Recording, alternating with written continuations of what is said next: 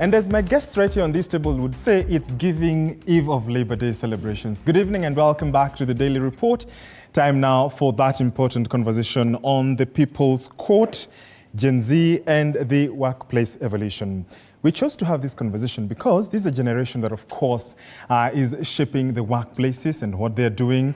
They are a different crop. I'm sure a good number of you, our viewers, have been able to interact with these guys who are born between 1995 and 2010. And they're the guys who join me on this side of the set tonight. And I'll give each an opportunity to just be able to introduce themselves. Start with your name, what you do, and how you're finding this Gen Z generation of yours. Thank you so much for having us. My name is John Hillary. I'm in the financial services industry, specifically in actuarial services. Currently working for AXAV. Proud to be a Gen Z. Yeah. Okay, brilliant. And you? Yeah, my name. First of all, I'm so happy to be here. It's always a privilege to talk to people outside there. So my name is Gladson Madino Bwam, and first I work with Shofco as a mental health champion. I'm also a practicing journalist and an entrepreneur in the same place.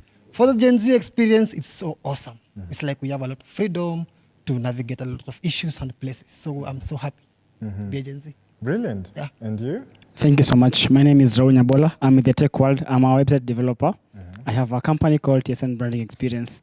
I'm proud to be a Gen Z because it gives us the freedom and the opportunity to explore ourselves better, unlike the other generations. Yeah, I see you're wearing even the T-shirt of your company. I love my company in Jesus' name. So talk to us, and I'll begin with you because you say you're proud of what you're doing. You're not. I mean, you express yourselves. Yes. How did you first start with this idea of coming up with this company of yours? Started as I can say an accident or I can say an accident. It was this way. Back in 2021, I had a friend called Valentine Yanchama. She wanted a service to do with CV writing. So she posted on her WhatsApp status, who can do this work for me? I had a laptop and I didn't have a source of income. So I replied, I can do it. She said, yes, I'm going to link you up with my uncle who needs this service. That's when I started the service. That was my first client. And since then, my company has been growing, adding more services, adding more people to the team. And that brings me to TSN Branding Experience, a very big company in Kenya. How is it? Have you employed fellow Gen Zs of yours, or you're just, a one-man show? I won't say employment per se. I'll say my partners. They're all my age mates. Two of them are my high school mates. One of them we met at campus. Then the last one is my sibling, my sister. And how is it working with them? Very awesome because we understand each other. We understand what they want. We understand how to deal with them. We understand the emotions. We understand everything that they need. So it's very, very easy. You don't have such kind of things of a generational gap or things to do with language barriers. By language, I mean the age difference. And what is the type of your clientele that you attract? We have a diverse range of clients because my business serves two kinds of people. We serve both small businesses and individuals. But on average, most of our clients are from 28 years to 35. Most of them have small businesses, and most of them are people who want to upgrade their career or brand themselves. That's why I call branding experience. Brilliant. And of course, in the age where self-employment has become quite a hot topic, it's encouraging to see that you've embarked on that yourself, and you'll be able to come back to you to be able to see what are the challenges and what you're going through. Gladson, you said you're also in the media industry. Talk to me about what inspired you to do what you exactly do. Okay, first and foremost, I love sharing information and gathering information, and also just being free to fact find and stuff like that. So I felt that the only place that could help me express myself, either through writing, through video and audio, is just the journalism aspect, whereby now I can know how to talk to you, what to focus on, and I also just make sure that I become factual in everything that I do. So it has been an awesome experience. Then in the era that we are living in, a lot of people really go for information. If you give people information, they'll be glued to you. So how can I remain relevant in an industry where everything is going chap-chap and I need to be creative? The journalism aspect of it just bites itself. Yeah. And at Shofco, of course, you work with other people. What's the age group of your colleagues? So at Shofco, we work with various age groups and age sets, but majorly we focus on the 18 to 35 years old. And those are the people that are always vibrant, although some of them are not in the Gen Z group, but majorly the ones that I personally have a personal touch with, mostly are from 18 to 25 years. And you find that they always keep you on toes, because anytime you try to give them information, Gen Z is empowered. So they don't expect you to give you information. They just expect you to validate it. So when you tell them something, they already know it. So I have to make sure that whatever you are giving them is just validating what they know, not looking like a person who knows it all, because they will surprise you. You'll be telling them something and they will explain it to you even better, and you're wondering, do I even know anything? So yeah, it keeps us going. We always do a lot of research, a lot of movement to just make sure that we remain relevant, and we also empower the young people who always look at us. Brilliant, and we'll come back to you as well, Gladson. John, as an actuarial analyst, it is a field that back then was quite lucrative. Is it still as attractive to the Gen Z? Okay, it is still attractive because the benefits are really good, and then it's a career that gives you a lot of opportunities, especially if you have mathematical and analytical interests like me. The challenge there unlike with my colleagues here, is now you interact with people who are not in your generation. So you have to make board presentation, and board members are senior people, so you have to adapt with these other generation, and at the same time still keep up with your identity as a Gen Z. So it is a journey that has been exciting so far for me, because on this side you're interacting with your colleagues, on this side you're interacting with people you can relate to, and then now getting the experiences, the wisdom, and the knowledge from these other generations who've been there. It helps you to understand the whole dynamics of how these generations operate, and it also puts you at a better place, to interact with anyone, because you've interacted with the elderly, you've interacted with the young, you've interacted with so you're always ready for socializing, presenting to anyone, and it's a nice experience. John, that socializing factor is what has been a bone of contention, especially for other generations. Sure. How you people interact with other generations. You're fast-paced, how you deliver your information in a piecemeal, or how you break it down. Are you finding it quite challenging to be able to disseminate and to deliver and achieve your TORs? Initially, it is challenging. I remember when I was beginning my job, there was this, trying to understand how people work, and sometimes later you come to realize that it was more than just understanding, what are the softwares being used, what are the things being used. You had to understand how people do reason, and basically how people do operate. So we are looking at a generation that maintains good eye contact with screens, but is very poor at maintaining eye contact with the other individuals. And now you on the other hand, you're now interacting with a generation that grew up when there were no phones, there were no screens, so they are very good in socializing. So it is a challenge initially, but if you're up to the task, and if you are willing to increase, if you're willing to socialize more with people, if you're willing to interact more with people, then you get to understand, you get to learn how different people operate, and at the end of the day you adapt. Absolutely. So we've just broken the ice right here on the Gen Z table. These guys are doing a lot. You've heard what they do. Everyone is a master in their own fields. We'll be coming back to you guys. But on the other side, Victor Miyakane has a group of experts in their own right and field as well. Victor, over to you, and I'm curious to know how are they finding the Gen Zs in their workplaces? Yes, indeed. Thank you very much, George. It was quite interesting to listen to the actual Gen Zs speaking. I'm just curious, George. I mean, I know this, but I think Kenyans need to know. Would you consider yourself a member of the Gen Z? You decided to throw it. All I can say is, going by the book definition of Gen Zs is those born between 1995 and 2010. I don't think I'm in that category. You don't think so? Although close. Now, let me introduce my panel first. With me, right next to me, is Mr. Lincoln Yongo. Mr. Yongo is the Deputy Secretary General of the Kenya Private Security Workers Union, the KNPSWU. Thank you so much. Karibu sana. Thank you so much for having me. It's been a pleasure. Well, it is a pleasure to have you, and it will be a pleasure to hear your views. Next to him is Miss Mercy Macau, who is called an HR generalist. I imagine that's in opposition to specialist. What does that mean, generalist? Generalist is not different from specialist. It's only that it carries all the functions of HR. So because I'm at entry level, so I've got to start with all functions of HR. Right. Then later on, I'll become a specialist. Specialist carries a certain function of HR. We've got many functions of HR. We've got many functions of HR: recruitment, performance management, organizational development. So as years goes by, I will be able to specialize and I'll become HR specialist. Okay. Yeah. And what generation do you consider yourself part of? I am a proud Gen Z, born 2000. All right. Thank you very much. Thank you, Karibu Sana. Yeah. And last but not least is Mr. Gabriel Nyamu. He's a certified HR consultant, and you are a member of the IHRM. Sure, definitely. Thank you for Karibu Sana. Thank you too. Karibu.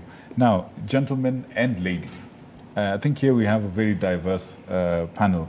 By the way, I know there's some people who are asking themselves, okay, what is they're saying Gen Z is this, what are the other generations and so on.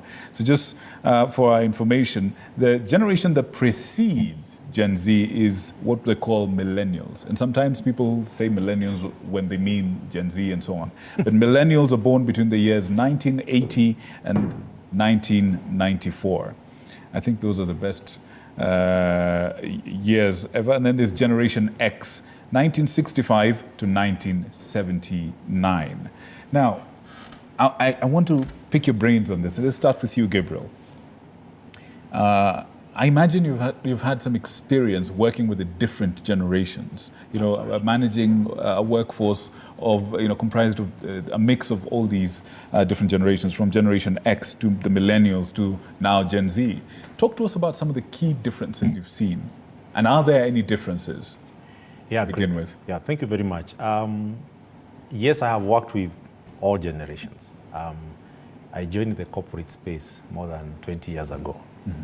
That means I found the baby boomers. Mm-hmm. They are the people that I found. You found the boomers? The boomers. Before the... Yes, the post-independence guys, when they were fight for freedom. Yes. So I found them, and I also, myself, I'm a Gen X. Mm-hmm. And then we, of course, I had a privilege to work with a lot of millennials, those who came after me, after our generation.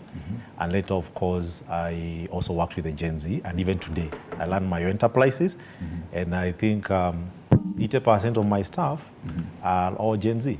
So in that sense, then I have worked with all the generations. Okay. I would say every generation is unique in its own context, because this is not the first time we are having a generation that exhibits the characteristics of the Gen Z. I was discussing with my colleagues when we were waiting that we kind of associate this current generation as a generation of asking the question why every time.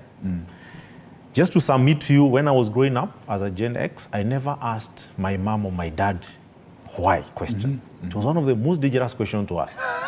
Go to church, why? Why? I never will dare do that. Clear. I mean, you go, you follow the process, follow the rules, yes. And the best you could do is just to assimilate with no question. So you may find a previous generation never asked any question.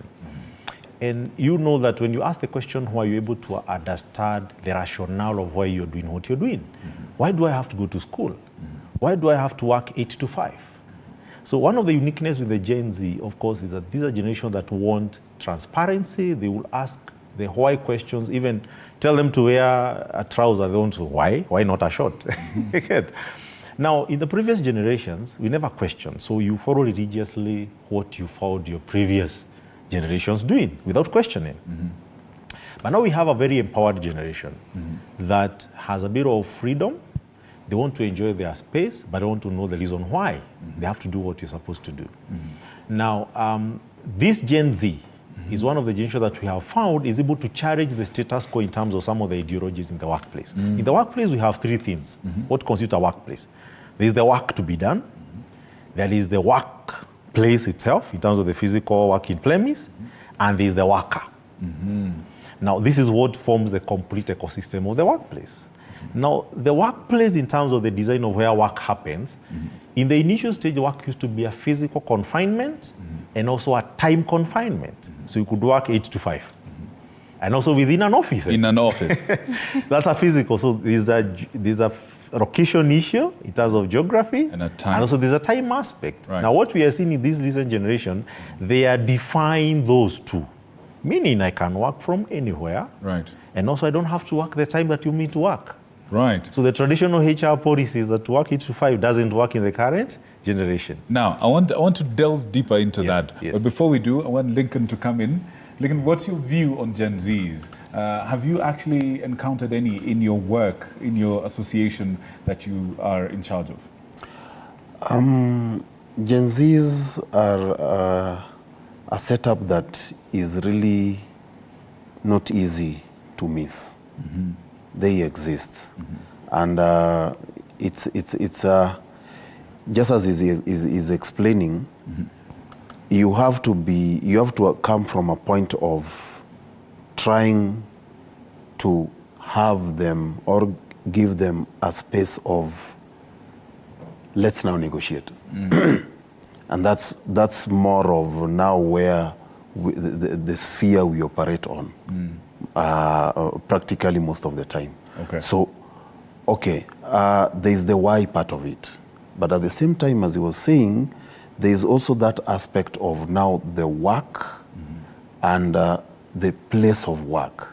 Those two still have some essence that may not change per se because they run throughout the spheres of the generations. I see. But now, them, as he was explaining, they come with that aspect of why.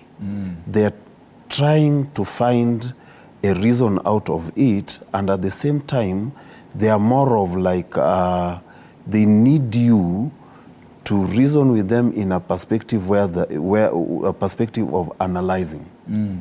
Now, if we are to do this, at the back of our minds where we operate from is, we need to come to a point of making sure that we have a setup, a result of sort of a win-win scenario. And for us to have that, and also to enable them now coexist with the previous generation and the setup of the work, then you bring in that aspect of negotiating.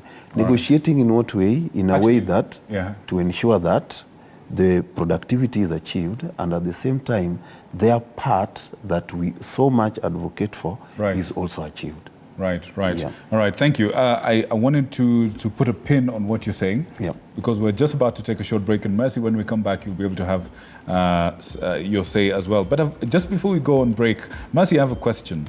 Have you ever used a phone that has a cable? I know. Okay, do you know what a floppy disk is? Floppy disk. No, I only know CD, DVD. Right. On that note, let's take a short break. We'll be right back after this. Actually, my director tells me we can proceed. So, Mercy. Yeah. Do you know what a floppy disk is?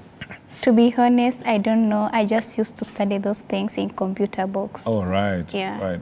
When was the last time you actually wrote a letter with a pen and licked stamps and stuck them on top of the envelope? When I was back in primary school. Primary school. Yeah. And these days, how do you communicate? I guess you can see where I'm going. Talk to us about Gen Z and communication, particularly in the workplace. All right. So, and nowadays, what I prefer mostly, personally, as a Gen Z, we've got Zoom, we've got Google Meets, and many other platforms, that is Teams, then also through emails. For me, I count myself lucky. I'm a Gen Z. When I was in university, we were doing online studying. And then even in my first employment, I worked remotely. Wow. So I was only in office setup when I was in attachment. We can start to see what you were saying about. So when you hear him talk about the different aspects and how they've changed, you've actually lived this. Yeah. Did you have any challenges adapting to? Because they say right now, about a quarter of the workforce and growing very quickly is made up of Gen Zs. Yeah. But by and large, the bulk of the workforce and the bulk of how we do work, where we do work, and when we do work, the bulk of it is still, what has been. Have you found any difficulties integrating into this system in the way things are? Sure. Personally, I'm in HR. I work with people who do something called job evaluation. Job evaluation basically means checking what that person does, and it also does matter with the years of experience you have. So at entry level, as we all know, the salary is too small, and that's what has been into system, But now we are living in a world where we have got inflation rate is really raising. We need to have better life. We are living in the world of social media. You see your mate is living a better life than you, and you're somewhere being paid just a small salary in the name of being at entry level. So at that point is where gig economy comes in, entrepreneurship comes in. Yes, my side hustle. Yeah, so like for me, I have an organization called Magazine Career Axis. It's actually a career coaching organization, and I just graduated last year. Okay. Wow. So you're working. You've got what we call a main job. Yeah. And then you've got this side hustle. Yeah, I've got side hustle. Your side hustle deals with this other side of HR. That is. Do you feel?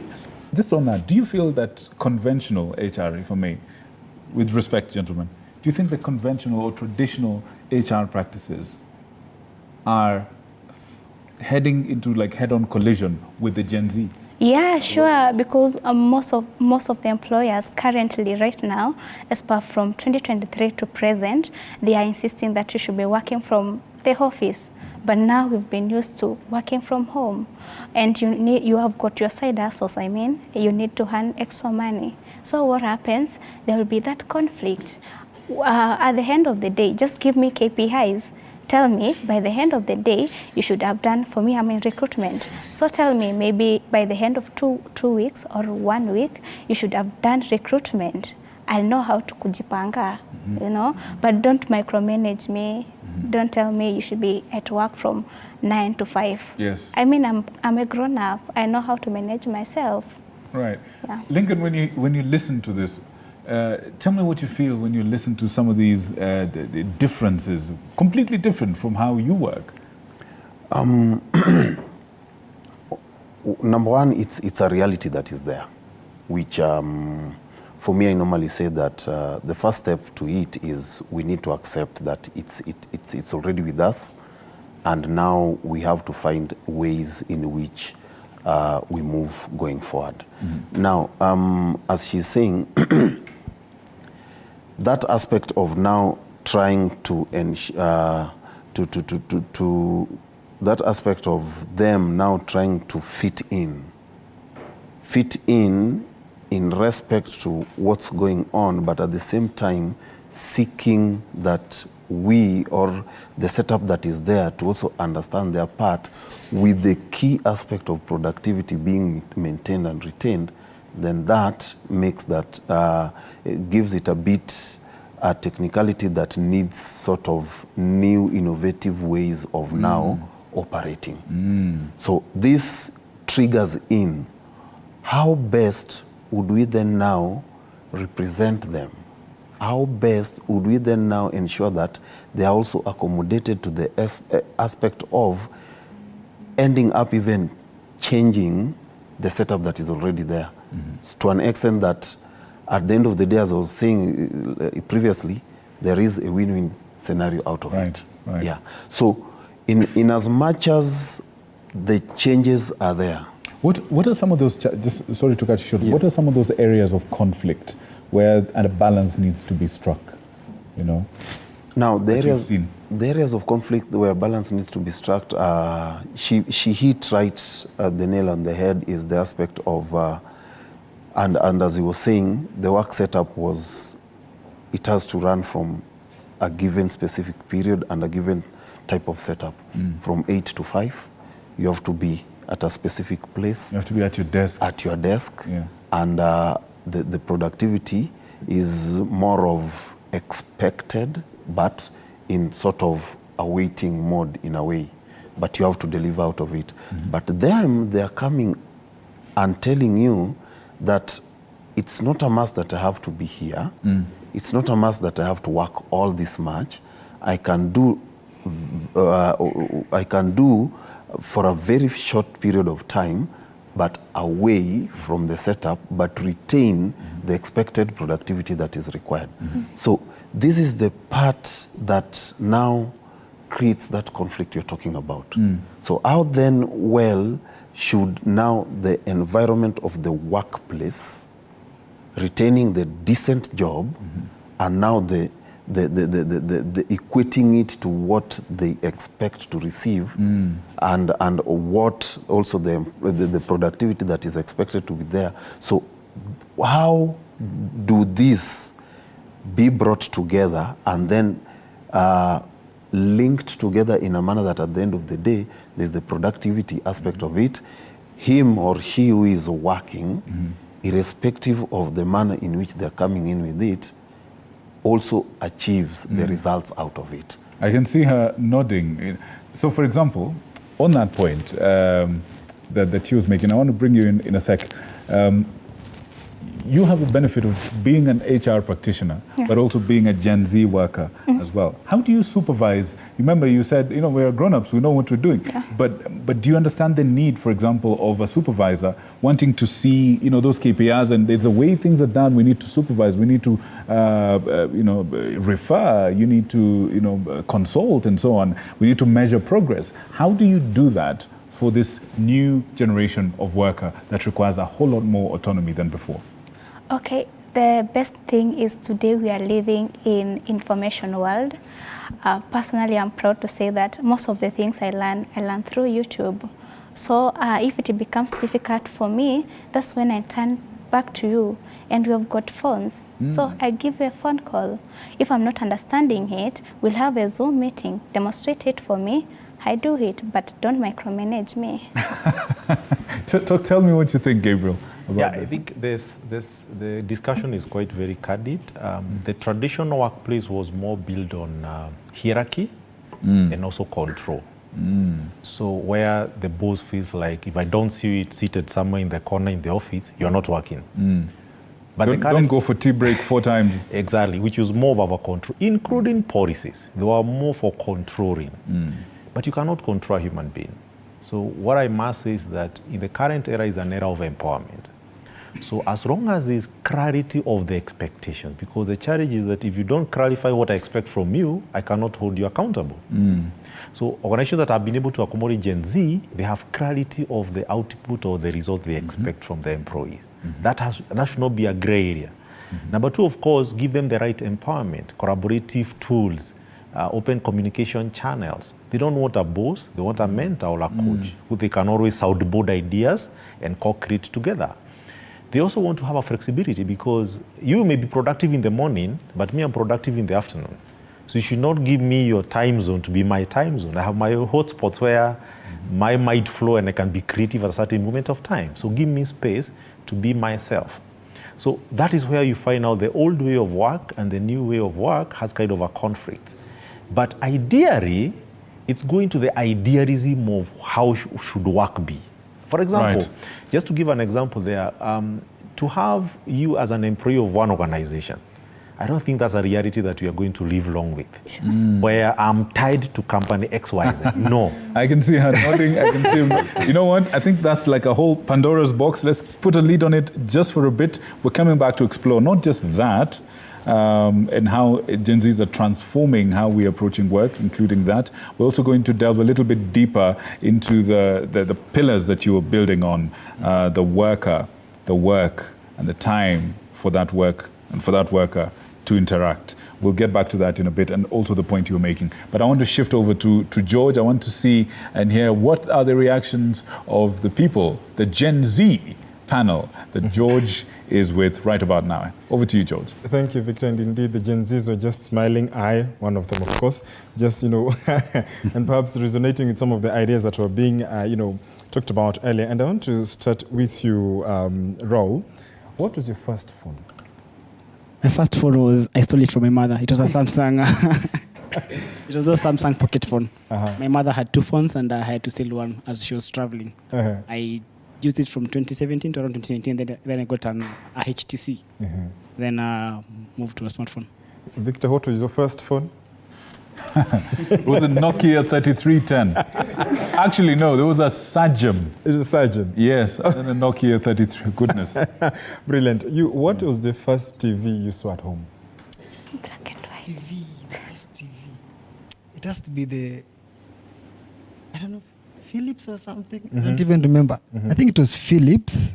That's the one that I saw. Yeah. Okay. Philips, if I can remember well. So did you controlled it using the remote, not the knobs? Yes. Okay, brilliant. And as for you, what is the meaning of ROM and RAM? The meaning of? ROM and RAM. Pass. Wow. I think I'll ask you that. So the reason I ask those questions is because you've heard what they've said, on the other side of the desk, of the studio. And I want us to talk about how you then assimilate in the current workspace and looking at, for instance, the issues of payment and remuneration. Would you ever consider working for someone or for an organization? Maybe as a consultant. As a consultant? Or part-time. Part-time, not full-time? Not full-time. Okay, so looking at the, your colleagues and, the partners that you work with, you told me, how are your terms? Are they permanent and pensionable, or are they, how is the payment plan? Is it contract or permanent and pensionable? TSN Branding Experience is a gig economic kind of company. So what we do, we have different kind of departments, and everyone has his or her own department. So when a client approaches us, we are able to see which kind of department this kind of job falls. So when that kind of job is delegated to one of the person in the department, your pay will be based on how much you earn, how much work you get from such kind of clients. So I can say it's maybe kind of commission, a revised way of commission, but good commission. Good commission. Indeed. And I'm curious, you mentioned gig economy. Yes. For those of our audiences who may be like, okay, what's that? Could you just elaborate what the gig economy specifically is? Let me say it in layman terms. Gig economy is like you are earning as per the kind of job you're getting. Like for example, I'm a website developer. I only earn by the kind of websites I make. The many websites I make translates to the kind of income I earn. And one then would wonder, how is your income? Is when you compare to the sort of traditional, the other side of the studio, when they were joining the workforce, their pay was this much. They were able to meet X and X needs. Looking at yourself, do you think you're at a higher place, or are you at a lower place, or you're the same level in terms of entry level, in terms of also finances? If they are X, then I can say I'm 10X. You're 10X? Yes. Oh, brilliant. That is quite some challenge. Oh, brilliant. Gladson, when I talked about, I asked you about the TV because, you're in media and journalism, and you're practicing journalist and entrepreneur. There is the issue of, the vision of what you have. Where do you see yourself in the next, perhaps, 10 years? Well, what I can say is that the world is transforming at a very fast pace.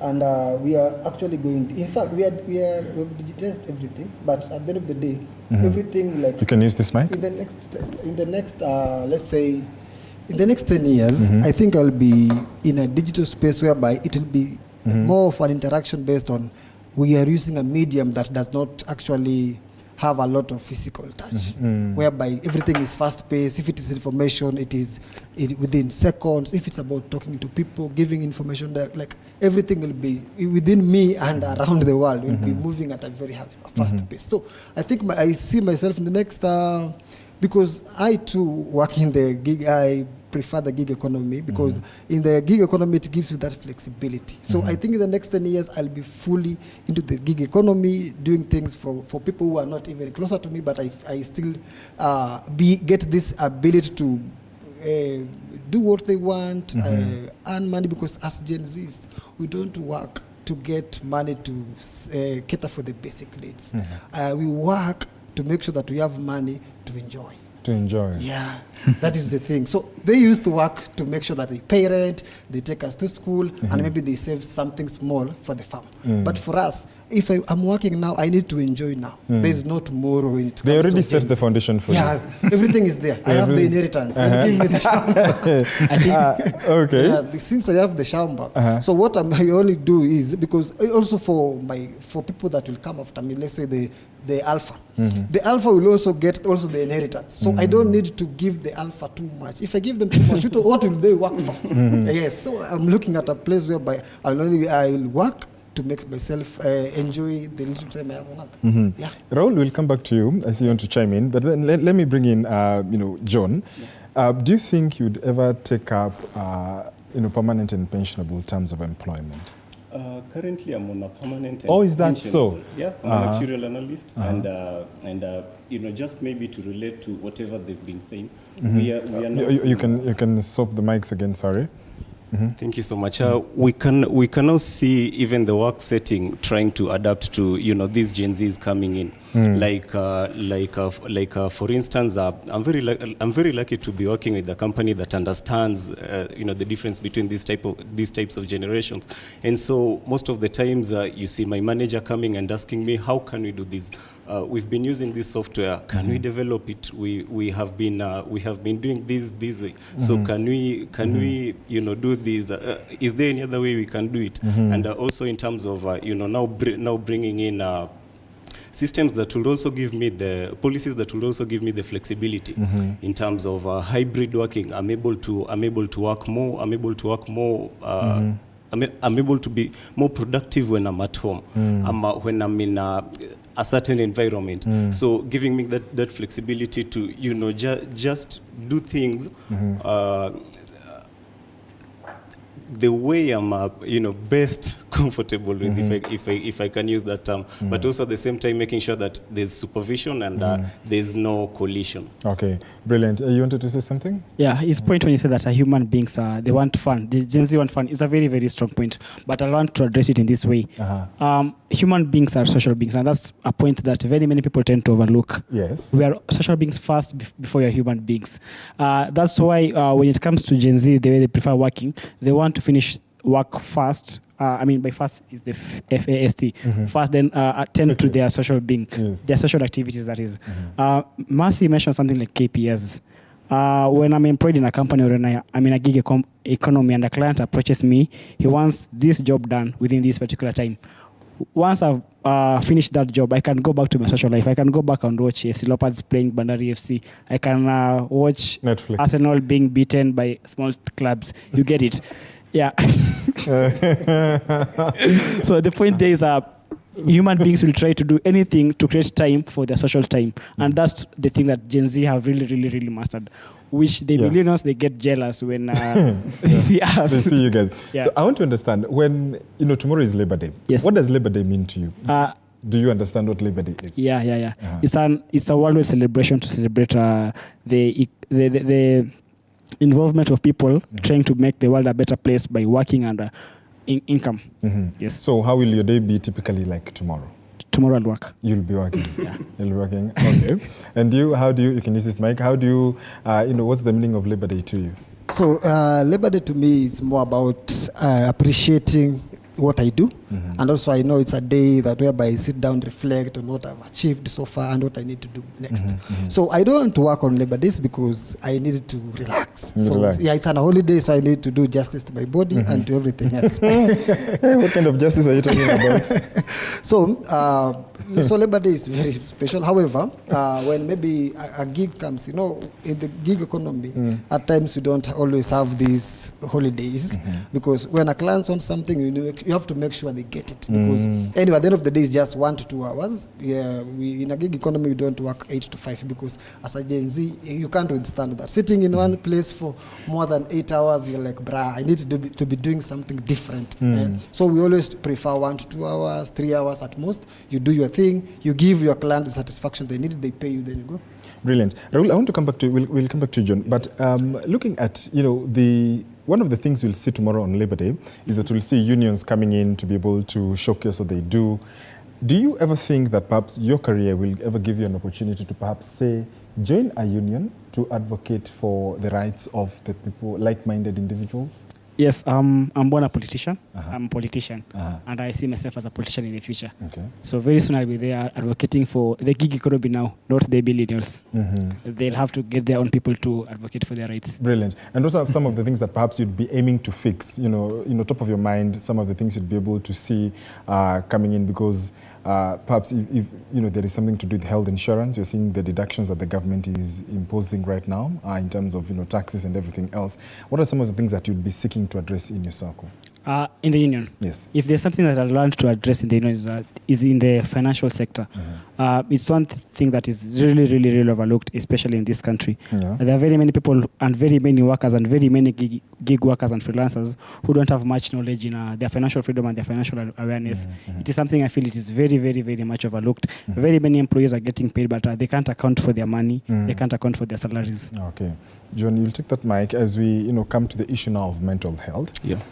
If there is a generation that is quite keen and has advocated for matters mental health, speaking from experience, we've seen that when you live in just say a certain issue which could be regarded minute is a source of mental unwellness. Talk to us about the appreciation of mental well-being, especially for Gen Zs, and how it is interpreted also by the other generations.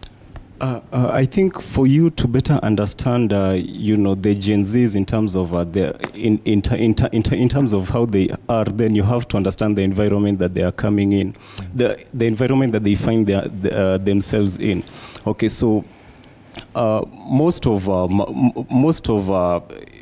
Gen Zs have grown up in a family setting where either both parents are not like 100% available, so you end up having a phone as your companion. You end up having video games as your companion. So this generation now grows and is more. They become more attached to, non-human things, devices, games, and they become distant from other people. So before you realize it, somebody is into depression. And the worst part is they don't know that they are maybe depressed because they think maybe it's just a low time, mama. It's just a normal thing. So most of them suffer through depression, and then they have nobody to like guide them through those processes. So it is something that really needs to be looked at for this generation. I think my senior colleagues there, it's something that really needs to be looked at, because the mental health of this generation, being that not so many generations have been like this one, so you really don't know when they're having problems. Somebody might be smiling, somebody might be on social media, enjoying on a holiday, but they are really not doing well. So it is something that really needs to be looked at for entrepreneurs, making sure that they get that time to know their mental health, and they just relate more to people, take breaks, and such kinds of things. I think for me, who working in a company, then that is somehow like sorted, because you're working with people who have gone through some of these things. So you have people you can talk to in very close, very close proximity. So it is still something that is pending, social mental health for this generation. Gladson, what do you think about this whole mental health conversation, and are you guys being listened to? Yeah, okay. The mental health aspect is something that now a lot of awareness is being created around it. Especially when we were starting, as I earlier said, I work with Shofco when it comes to matters mental health. So when we were starting this thing, the community were so skeptical when it comes to matters mental health. When you talk to someone about mental health, they're like, no, I'm not crazy, I'm not mad. Look at me, I'm not wearing tattoos, I'm okay. You see? So they never understood the aspect of mental health. But once when we started training them for quite some time, after 2 years of when someone coming to you and say that I've realized what you are really talking about. It's not about my physical appearance, it's about what is happening inside of me. So am I mentally okay? Is my mind functioning okay? Am I able to do the things that I can do without any interruptions? So first, the people that we really had a lot of troubles with are the men. Because men, they came from, most of the Gen Zs, their fathers are the millennials. So you find that these millennials, most of them are perennial absent fathers, or maybe absent mothers. They maybe they just want to work and do other things. So they don't care about the child. And so the child is meant to learn a lot of things from the friends. And when you learn a lot of things from your friends, there's something that you're missing. That's parental guidance, whereby I just give you, I kickstart your journey. I show you this is how you go about things. So from there, how can you go about it? So when we used to talk to these people, they were skeptical. Men should not maybe cry. Men should not speak up. Well, for example, when you find like unaambia mwanaume, you know what? When you have a problem, don't keep it inside you. Just cry it out. So but once you give them this information, you find that they start appreciating that there's this pressure from work, whereby if I feel my employer is doing too much injustice to me, I can actually speak out. And people can really listen to me. When I feel like I'm breaking down, I can actually tell people like, well, I'm overwhelmed. Yeah, we need to cross over to Victor, but Raul, Bona Director and Victor, allow me to steal just a minute from you to engage Raul on this specific issue. For your field, you guys, mostly look at computers, and he talked about kurudisha mwili shukrani. Is that a way of perhaps dealing with mental health and the pile-up of pressure of work and just easing it off? Besides me posting memes and supporting FC Leopards and developing websites, I also share some kind of those talks on my Facebook. I made a post on my Facebook a month ago. I was trying to check how people can fight poverty and mental health. For you to fight poverty, you don't fight poverty. You fight some things that lead to poverty. Now, when it comes to mental health, there are some things you should fight. And I had mentioned that human beings are social beings. So for you to fight mental health, you should fight things like the social being of that guy.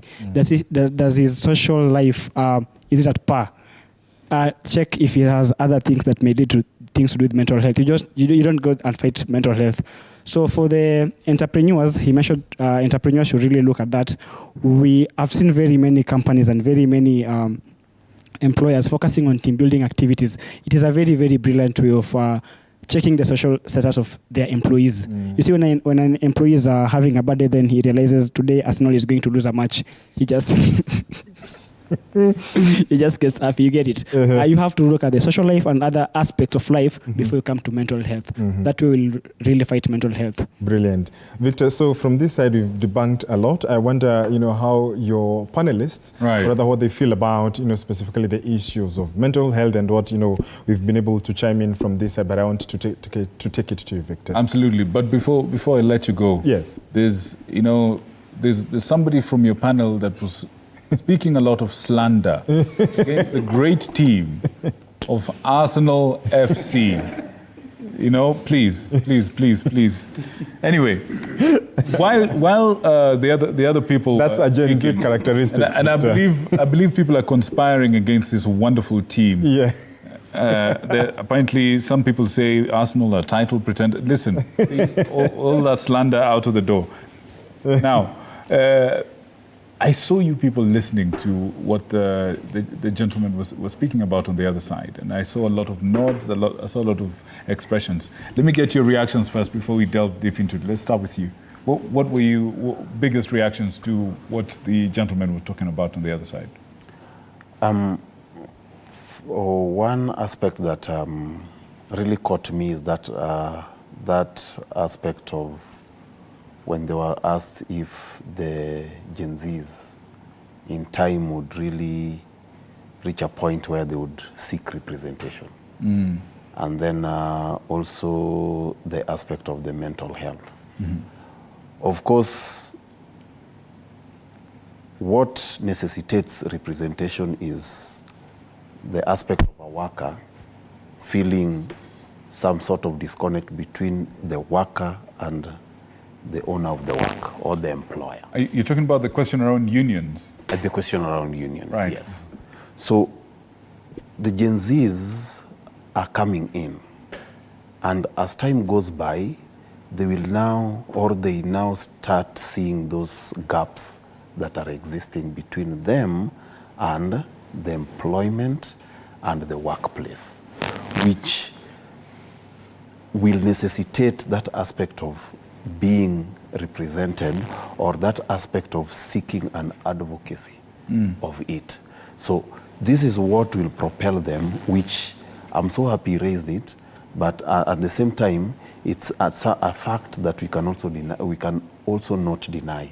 Because as time goes by, as they develop and mature into this wonderful generation that shall now have fitted into the society and knows specifically their target and how to reach it, then of course, yes, there'll be those gaps that will require meeting and filling in terms of now making sure that at the end of the day, both of them enjoy their living, as they were saying, and also the employer or the environment of the employment is retained. The other aspect is on the mental health. Yes. I like the way they've brought it. It has taken me back to my school days. We had one particular principal who was like, it was very much evident at the class areas during games, because it was so particular that you must find an activity that you get involved in. So that is what he was trying to bring, that in a way it sort of oozes out the pressure that has built in one during the work period. But at the same time, the HRs will also tell you that, which is something that currently we are more advocating for, the aspect of now ensuring that at a workplace there is that setup of counseling and the psychological factor that is initiated at a workplace, so that the employees can visit, or out of the expertise of the person responsible, can pinpoint a worker and then call in and then try to discuss. Because at the end of the day, a sober person will be productive. A sober person will also be happy of what he or she is doing. So at the end of the day, that aspect linked to what they were saying, I believe the HRs will confirm, but it's something that for us, we very much advocate for, that there needs to be a setup at the workplace where there's that aspect of counseling and psychological part of it. Right, right. Over to you. Any quick responses, any quick reactions to what you heard from people on the other side? No, just to appreciate the level of self-awareness. You know, previous generations sometimes were battling things like mental health issues, but they were not self-aware. But I'm happy that the Gen Z are quite very candid, able to discover themselves in terms of, no, if it's a matter of my well-being here, I'll prioritize my well-being, not the work. That's right. So, which is a very good thing, because that's the reason why we are called human beings. We are not called human doings. Otherwise, it's not about doing things and then at the expense of your wellness. Right. And that helps them then being able to self-actualize early enough that some other generation probably will self-actualize at 40 years, 50 years, using what we call the Maslow hierarchy. They mentioned that you know, they are not operating in the first 2 dimensions or 2 layers of the Maslow hierarchy of needs in terms of survival, basic needs and all that. They want to kind of have an impact. They want to make an impact and leave something behind them. That's a self-actualization issue, which is a purpose conversation. They're able to discover their purpose way enough. And they're not defined by what they study in school, which is very good. Because one of the challenges you have, especially in the older generation, is that it's like you did something, you went even to pursue a study, not because really you love it or because even that's really where all your heart is, but because it is able to afford you a meal at table. That's right. and pay rent and all that. But I think if you are to be taken back, probably you'll choose a different tangent. So for them, they have that empowerment that I want to be who I am when I'm a teenager. Right. And I want to spend more time doing that which I am so that I can have more meaningful impact over my life tenure. That's a very different, that's a realistic, massive paradigm shift. Yes, from the older generations, which is, of course, I can say, I think we were discussing with them earlier. you can't deal with one generation in isolation. You have to look at the whole conglomerate of generations from BC, maybe before Christ, up to now, because every generation is a product of another. So you create a safe stage that the other generation maybe is able to enjoy, or can also be on the other side. In fact, on that subject, I want to talk about what the current generations that are in the workplace can learn from each other. What are the lessons from there? But in a moment, tell me something, Mercy. How do you motivate a Gen Z worker? Because motivation is a big deal. Sure. When it comes to work. How do you motivate such a worker? All right. So I want to believe that everybody has got their own definition of motivation. We have motivation can be in form of money or non-monetary form. So in monetary form, I remember what I said earlier, you could increase salary of your employees, and through that they will be more motivated. Okay. Then another thing, we are all looking for career advancement. I'm not a human resource generalist for the next 10 years. I want to climb the ladder in an organization. So this thing of paying your dues, you don't want those, hi Bambi? No, I said that is the first thing. Right. I should pay bills first. No. What I mean, pay your dues in the sense of, you must survive, you must operate in this level of career for a while, pay your dues, let the seniors graduate, and then your time will come. Not really. I'll reiterate what my colleague there said. For us, we live once, YOLO. Yeah, YOLO. So you've got to enjoy yourself, but also balancing about tomorrow. So I don't have to struggle. I've got to live better life. I've got to live like I'm working. Okay. Yeah. Then another thing, you've got to recognize your employees. We want to acknowledge that we've got. So recognition is important. Yeah, recognition is very important. We have different capabilities. Well, I'm good in mobilizing. If I mobilize the event and it had good turn up, recognize me, tell me, Mercy, you did a very good job. What would I have done without you? And such things, Yeah, we need to feel like we are making a difference in an organization. Yeah, even a thank you letter, it will play a bigger role in that. Brilliant. But now here's a question for you also, just based on something they said, and something you said earlier. In the future, the possibility of having one person working for different companies is very real. It's already happening. I don't know if it actually is in our industry where you have, for example, I can be here, I can be in another, maybe. But here's a question. Then it brings around the question of loyalty. Is Gen Z or the Gen Z worker a disloyal worker in terms of the way we understand loyalty today? Again, I'll combine with what I said earlier. Please. As Gen Zs, we need to progress in our careers. All right. So the loyalty is to yourself first. Yeah. I come first, then others follow. All right. So there is no need. I stay in an organization in the same position, and I've got another HR somewhere else, like Gabriel, offering me a bigger role and with better payment. So if I'm hearing you correctly, there's a thing that used to be there where people take pride in, I've been an employee of Kenya Power and Lightning Company. For 40 years, you retire, you're given the golden handshake, all the things, those things, or you don't want to be known as Fulani wa Fulani, the one for this company. That association, that bond with a brand is not something that's important at this point. It's not important right now. Fair enough. What is important is what you are earning and the experience you are getting out of that, the exposure you are getting. Because you could be in one position, then you're gaining nothing. I usually say you're just doing one role for the next 10 years. You see, you're wasting yourself. So there is no need. All right, fair enough.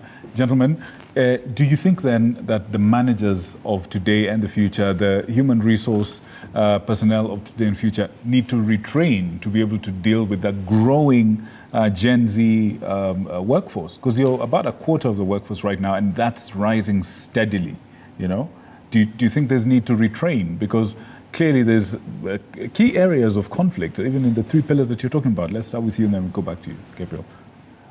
I'm looking at it at a scenario of just joining with the last question you posed through. You see, the Gen Zs are like, they are loyal to their work. And they are loyal to themselves, clearly. Themselves, yes. But for me, I look at it as they are deeply loyal to their work and what it achieves for them. Okay.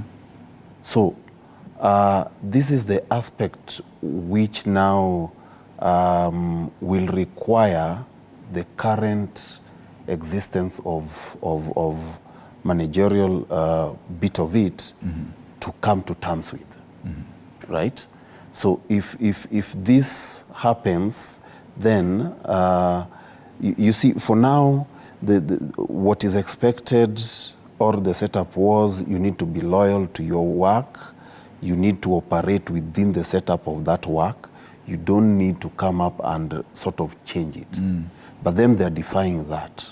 So how best do we now incorporate as a manager, that is, I'm talking from a point of that, how then do I now incorporate this Gen Z to understand that his or her loyalty is to the work and what they achieve, and hence incorporate it with the aspect that she was bringing in which we come in as now the agitators of workers' rights, the benefit out of it, what they get out of it. So if this can be merged well and the setup be brought to a better way, then it will require more of mentorship, maybe on the part of the managers, so as then now to have the complete setup of now the working system, where both parties now will now gain what they want. That is the manager or the employment setup gets its productivity and hence its revenues, and then also the Gen Z now be proud of their work, which they are loyal to, and what they get. That's an interesting perspective. Yeah. What do you think, bro? Yeah, I want to also echo the same. I know there's this term that they love a lot. I want to be part of, or I want to co-create with.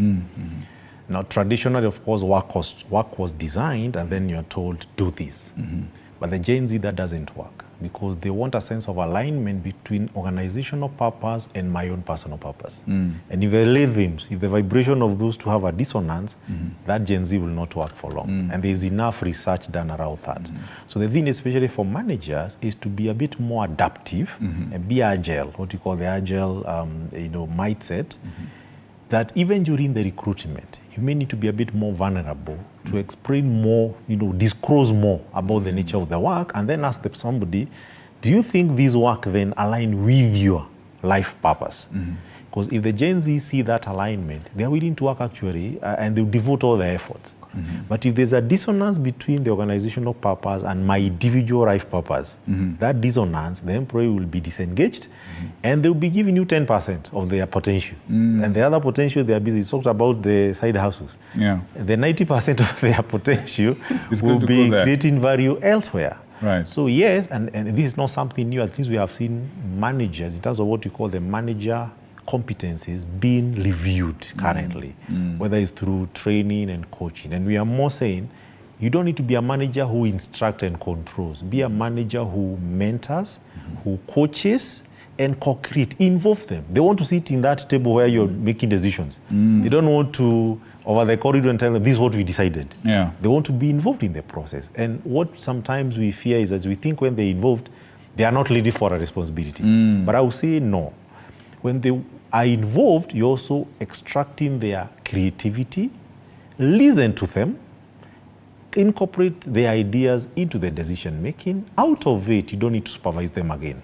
That's the hack, literally. If you involve them in the decision making, you don't necessarily have to control and to have kind of to remote manage to see what they were doing. But if you just sit down as a boss behind the corner office and then you throw instructions only, they tend kind of also to remain a bit more evasive. And we know very well they don't necessarily want to follow instruction without understanding the rationale, the why. So yes, the manager has to change and become more of an adaptive manager, a manager who is agile, a manager who is a coach, and also a manager who is a mentor in that context. Fantastic.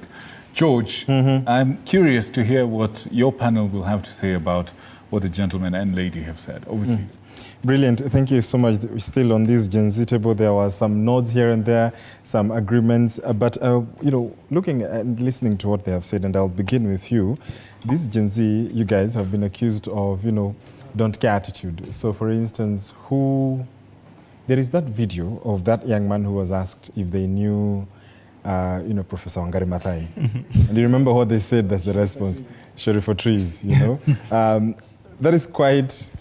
To some people, that is quite, what are you saying? Yeah. But again, are you hands-on? Do you know what's going on in the country? Like, for instance, if I was to ask you if you are aware of the Finance Act 2023, some of those, issues that, of course, affect the country. Is the Gen Z aware of, whereas you're making all this money, you're having all this fun, you're driving these big cars, are you also aware? Are you in touch with reality? It's okay. It depends with, just like you said, there's somebody who was asked who is Wangari Maathai, and he said, sorry for trees. Okay. So yes, maybe this generation doesn't know her, but this generation maybe knows which software I'm supposed to be using for. So it depends on the dimensions that you're looking at it from. So in terms of the trends going on, in the country, in the economy, the Gen Z is aware. It's just that what maybe they are aware of is not what you expect them to be aware of. In terms of maybe you'll ask them with the businesses that they have, the softwares that are maybe coming up. Then those are the things that they are more interested on. So maybe they're not so much into the history of things, but the future. So the awareness is there. It just depends on the dimension that you look at it from. Okay, that's an interesting perspective. I wonder, when you said you want to have fun, you want to live in the moment. The classical generation, if I could call it, is one that would work to be able to buy a house, buy a car, be able to afford school fees. Are you guys intentional or keen to follow that trajectory? First and foremost, when it comes to Gen Zs, as I said, we always lack this foresight, like I'll get married at some point. We always live for now. Like today, I have 100,000. What can I do now? It's not about what I will do in the next, or maybe I'll have maybe a kid or maybe 2 kids in the next 5 years. No, we're not about to that. We focus on improving what we have now. For example, when you are in the social media space, you want to look nice. So you have to invest in yourself, buy good clothes, get good shoes. If you can have a good drive, a good ride, buy a big car. You see, so those are the things that the Gen Z have in their mind. Can I go to Diani? Can I take cool pictures in Mombasa? So those are the things that we are living for. But doesn't mean that we don't have this. Maybe in the next 5 years, maybe I should be doing this. Yes, we save, but we are not like them. Like I need to save for maybe the university of my kids. They will go to high school. No, we save for the future, but we always live for the moment. That is the main focus. Yeah. And what about advancement of education? For instance, with the level of education that you have, are you keen to say perhaps I'll get, say, a master's at some point, a PhD? Do those seem to be part of your concerns or life goals? No, actually, as a Gen Z. So do you think you'd then be able to occupy the positions that they leave? Because when they exit, say someone will be needed to have a master's in this, a degree in this, or a PhD in this, and with X amount of experience. Yeah, I think that there exists a gap between them and us, and now this person who is supposed to be here is this mentor. Yes. So this mentor is the person who should be telling the Gen Z, like, look, as much as, because we love to be in the creative industry, whereby in the creative industry, find in most cases, you just need to be at par with what is happening. Okay. For example, like my friend say, yeah, what is the new, now, for example, in this world, we have the AI. So what is AI doing? What is new in this AI? Those are the things that we focus more on. And you don't need to go to school to learn more about the AI. You know that if I maybe have a friend, I also have the computer, I can always just do that YouTube university thing and you graduate. However, I think there's a few who still value education, depending on where you are as a person. Do I want to be in the creative industry, or do I want to pursue a certain profession? So for those who want to pursue certain professions, you'll find that they value masters, they want to be called doctors and stuff like that. However, to most, these things are just for prestige and pride. Like I want to be called Dr. Clarkson. But it's not actually the main thing that wants to bring me food in the table. The thing that I want to bring me food on the table is things that I can do between 1 to 2 to 3 hours a day. They give me cool money, then I go. Yeah. Raul, in the software development industry, even as you chime into that, by the way, do you think that perhaps even looking at this phrase, the old adage, charity begins at home, there doesn't seem to be a conversation or a thought about being keen on family in terms of also increasing the population. Do you therefore think that perhaps we are you guys will be at a place that you'll be like, whoever comes after you, your children, when the time comes, will also be in an imbalanced position? Yeah, they'll be in an imbalanced position. Very, very true. And he mentioned something to do with mentors. Sorry. He mentioned something to do with mentors. Yes. What Gen Z might go astray when it comes to things to do with family and relationship is the lack of, or maybe inadequate or few mentors to direct them to the right direction. And it's a very, very big challenge. Some of us are taking courses, some of us are taking businesses, some of us are doing things that had they gotten mentors earlier, when you find us, they'll have done something very, very different. So it's like we are in a very deep ocean, very wide. We're trying to get to the shores. We don't have any direction. So whatever we clutch on first, that's what we hold on to for the rest of our life. They mentioned something like the Gen Z, they are very, very, very fast to identify their niche and stick to it for the rest of their lives, which is very, very, very true. Unlike the generation. Okay. So when's the last time you visited a country? August 2022. August 2022. And you? But my parents are around. You're around. Okay. And you? In all honesty, I can say it's 10 years ago. Oh, wow. Yeah, it's 10 years ago. It's really far. Yeah. What about you? I was there in December. December? Yeah. Do you speak your mother tongue? Yeah, I do speak my mother tongue. Fluently? Yes. And what about you? Mimi niko kwa wale wanasemanga inaweza sikia lakini kuongea ndio shida. You can say something. Someone wants to hear what you can say perhaps in your mother tongue. Can you order for water, for instance? Omnapi. Okay. And you?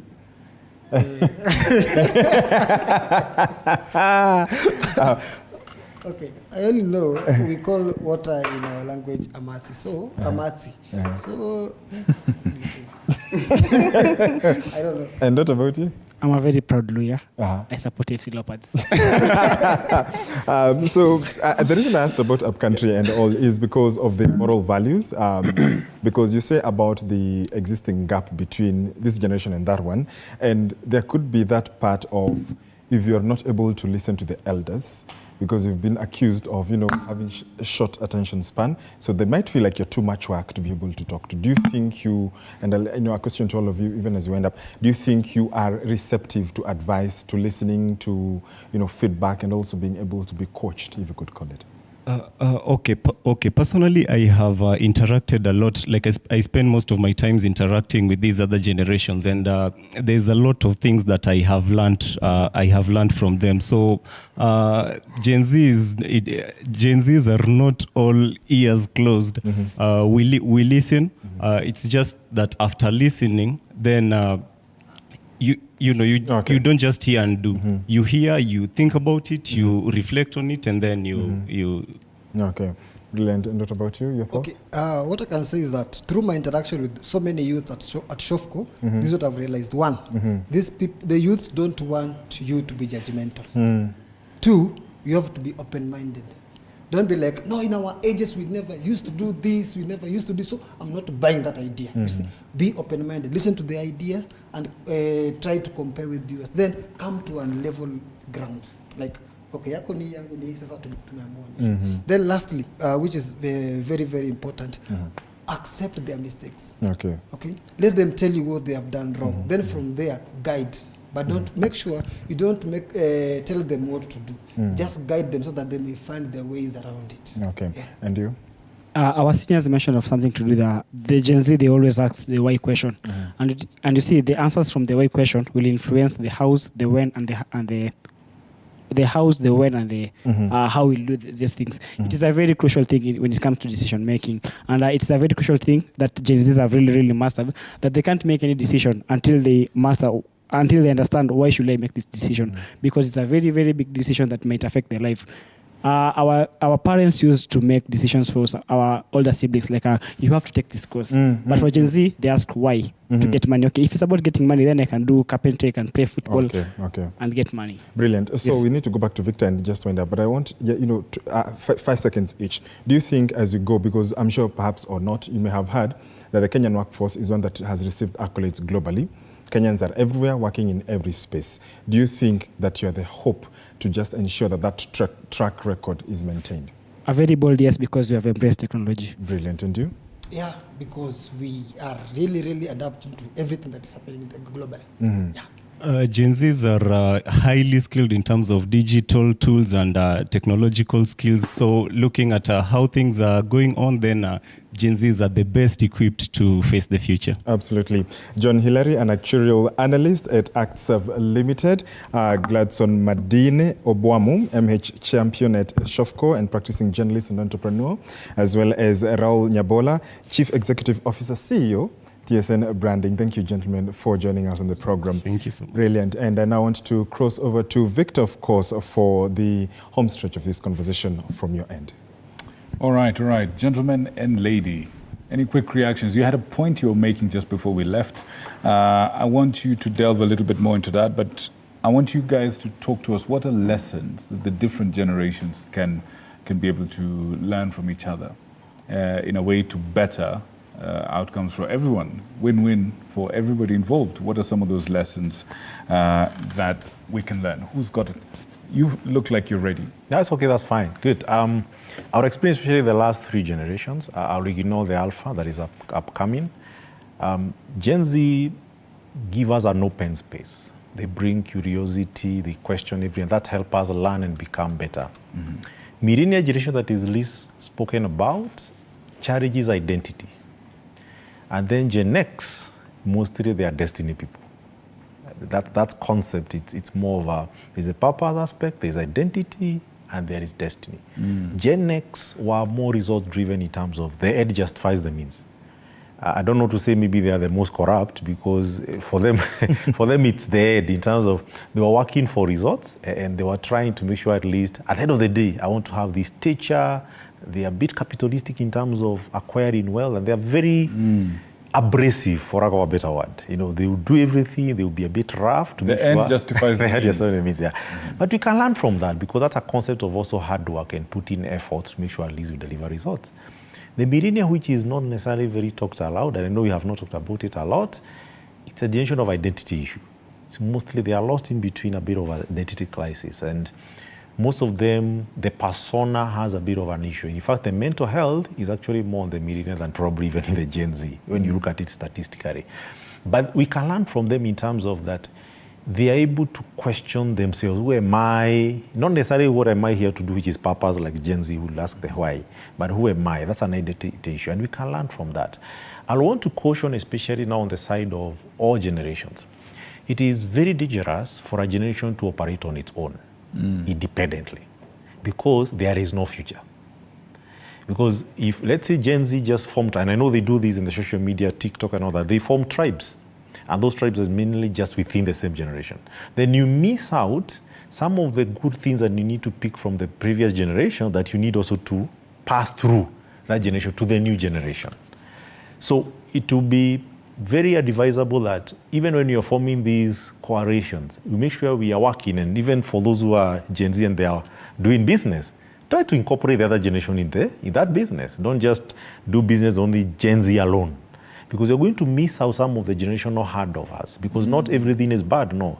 There are things I need to pick from the caveman who lived before any one of us was born. They learned resilience. They learned posture. So if you wipe out and genetically edit that generational legacy, we are not who we are. So I would caution that it's good to make sure at least we are working with the coexistence of multiple generations at one, so that at least there is generational advance. That's what makes us human. I want to tell you something maybe I started discussing earlier. We are shifting, of course, from what you call the social capital to knowledge capital. That's a major shift, especially in the workplace. Social capital is the reason why we used to celebrate years of service. You know, you're given a prize if you work for 10 years. Yes. Yet maybe it's 1 year repeated 10 times, which is like what Marcel said. Yeah. That's part of social capital. I want to associate. I want to feel I'm a banker and I've worked for 20 years. That's social capital issue. Knowledge capital is here. Contract me at the point of knowledge and expertise. I give the deliverable, but tomorrow I'm not there. I give that deliverable to somebody else. Now, the only warning and caution there is, and I think one of the gentlemen said there that, of course, that we are human beings. It's all about we are social being. But ideally, we are now kind of moving into what we call digisocial. Digital social. The social connections are a bit more in what we call virtual reality, the VR. The only challenge with that, of course, if it has no control, it is very easy to become zobic. Because you create those avatars and you interact with these avatars more than you can actually your own brother. It's very easy to get into that space. Right. And the virtual reality, which in my other side, I'm also a data scientist and I'm an AI expert. No one, actually, so that space is very dangerous. I think you've just earned yourself the right to come back for another interview. Thank you very much. Allow me to just leave it there, but you're definitely coming back to talk about that. They say ladies first, men before, but I want to say, we'll save you for last. What can we learn as quick as you can? I think we're out of time. What would you say the generations can learn from each other? For me is